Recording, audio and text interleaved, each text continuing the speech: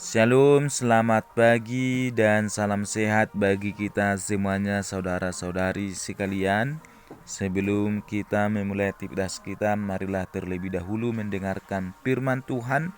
Kita berdoa. Bapa dalam sorga, pada pagi hari ini kami sangat bersyukur atas segala penyertaan-Mu bagi kehidupan kami. Dan kini kami Tuhan akan mendengarkan firman-Mu. Sebelum kami memulai aktivitas kami, berilah kepada hati dan pikiran kami damai sejahtera yang daripada Engkau dalam menyambut firman-Mu. Ampuni kami Tuhan atas segala keberdosan kami. Dalam Putra-Mu Yesus Kristus kami berdoa. Amin. Firman Tuhan bagi kita pada pagi hari ini tertulis dalam Kitab Yohanes pasal 1 ayat 16. Beginilah bunyi firman Tuhan. Karena dari kepenuhannya kita semua telah menerima kasih karunia demi kasih karunia. Demikian bunyi firman Tuhan. Tema firman Tuhan ini hidup dalam kasih karunia. Saudara-saudari sekalian, semua kita pasti membutuhkan kasih karunia. Mengapa? Karena tidak ada satupun dari kita yang luput dari dosa. Semua kita adalah orang berdosa. Karena keberdosaan kita tidak layak datang kepada Allah.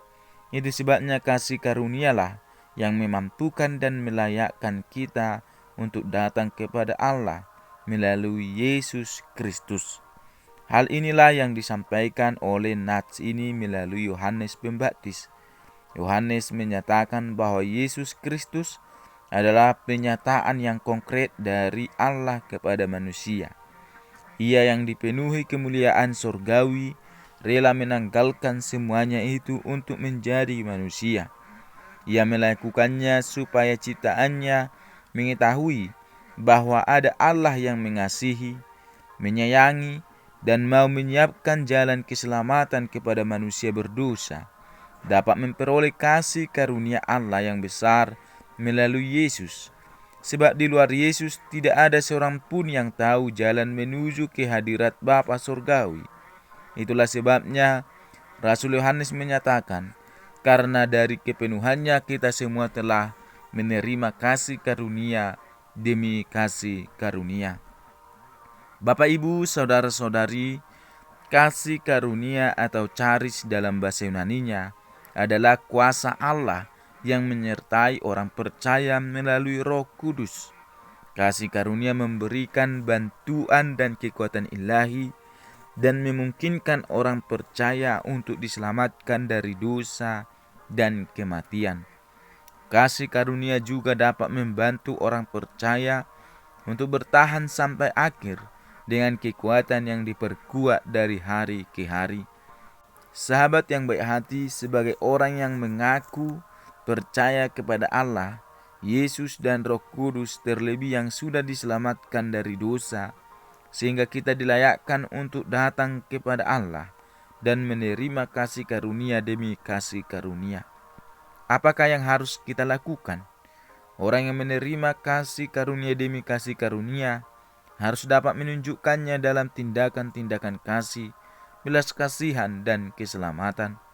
Orang yang menerima kasih karunia tidak lagi hidup di dalam dosa, kejahatan, hal-hal kotor atau gelap, melainkan hidup dalam terang karena kita sudah ditebus atau diselamatkan. Maka pergunakanlah kasih karunia itu pada hal-hal yang baik. Di tengah kemajuan zaman ini yang penuh dengan ATM, atau dalam kepanjangannya ancaman, tantangan, masalah, ingatlah kasih karunia Allah yang akan menguatkan kita. Tidak ada hal yang sia-sia dalam hidup ini ketika kita hidup dalam pengharapan dan kasih karunia Allah. Kiranya Tuhan senantiasa menyertai, menolong kita untuk melakukan firman-Nya. Amin. Kita berdoa.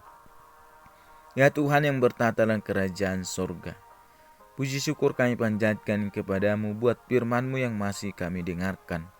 Kiranya Tuhan tolong kami untuk menjadi pelaku firman-Mu dalam kehidupan kami hari ini. Dan kiranya Tuhan Engkau sertai kami dalam aktivitas kami. Jauhkan kami Tuhan dari mara bahaya. Dan kiranya Tuhan kami senantiasa seturut dengan kehendak-Mu. Ampuni kami Tuhan atas segala kekudusan kami. Dalam Putramu Yesus Kristus kami berdoa. Amin. Selamat pagi, selamat beraktivitas Bapak Ibu, saudara-saudara sekalian. Tuhan Yesus memberkati kita semuanya. Shalom.